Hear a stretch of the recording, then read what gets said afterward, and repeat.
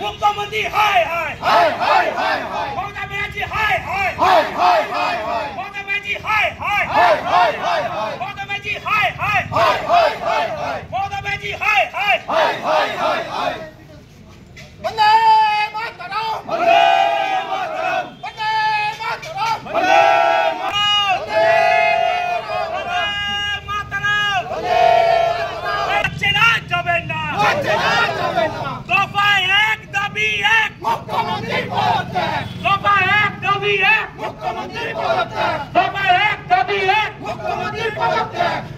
Police लड़िए कांग्रेसीদের ভয় দেখানো যাচ্ছে না, যাবে না, যাচ্ছে না।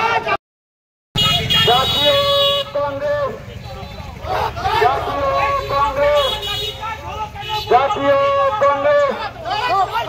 এই শিক্ষকদের উপর লাঠিচার্জ হলো কেন? অপদার্থ মুখ্যমন্ত্রী জবাব দাও। এই শিক্ষকদের উপর লাঠিচার্জ হলো কেন? অপদার্থ পুলিশ মন্ত্রী জবাব দাও। পুলিশ মন্ত্রী জবাব দাও। জবাব দাও। তোমায় দিতে হবে। জবাব তোমায় দিতে হবে। জবাব তোমায় দিতে হবে।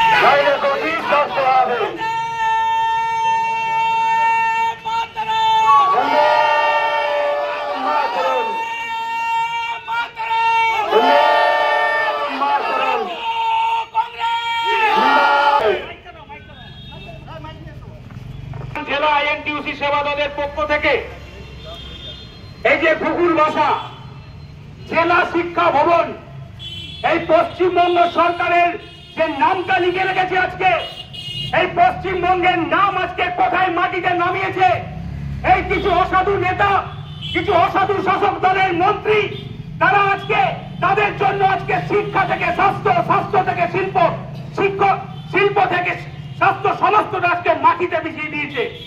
পশ্চিমবঙ্গের মুখ আজকে মাটিতে মিশিয়ে দিয়েছে এই মুখ্যমন্ত্রী কেন্দ্রীয় আজকে এই রাজ্য সরকার নির্দেশ সেই কাজ করেছে।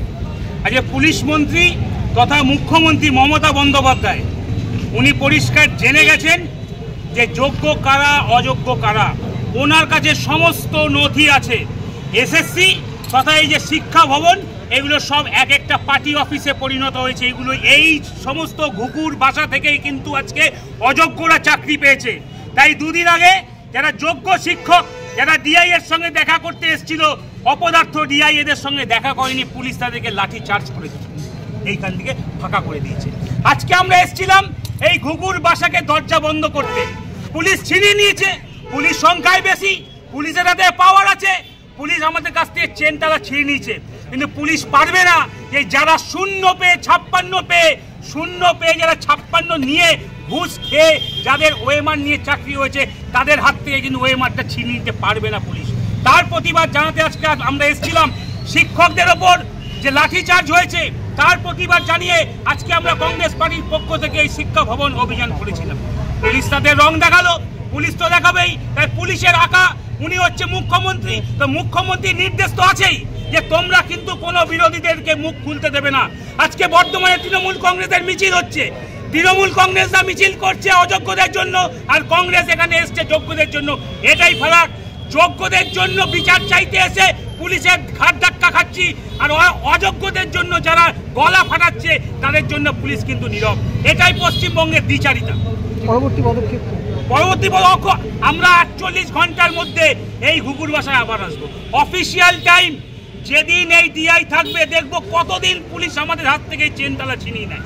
পুলিশ কতদিন চেনতলা ছিনি নেয়, আমরা কোমরে দড়ি পড়তে রাজি আছি, কিন্তু এই ঘুঘুর বাসায় আমরা চেনতলা দিয়ে তারপর ছাড়বো। মানে এই সমস্ত দপ্তর যত বেঁচে থাকবে তত অযোগ্যরা চাকরি পাবে, যোগ্যরা বঞ্চিত হবে। গৌরব সমতার, প্রদেশ কংগ্রেস সদস্য।